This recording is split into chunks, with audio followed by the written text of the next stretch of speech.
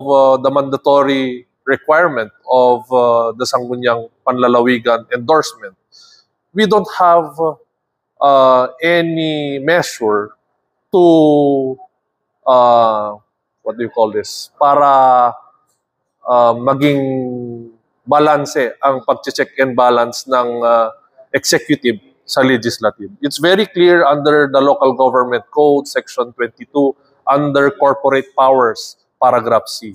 Sinasabi doon that any contract that will be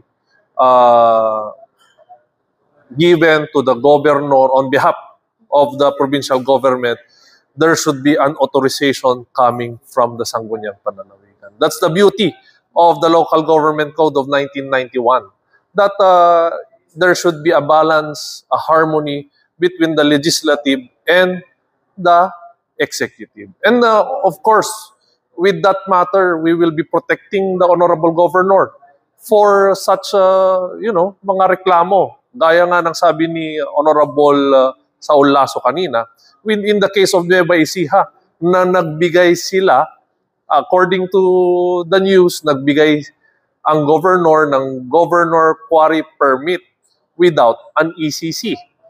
E paano kung walang endorsement coming from the Sangguniang Panlalawigan? We cannot protect the governor in that case. We cannot protect the governor, then therefore he or she will be subject to the ombudsman kung meron magrereklamo.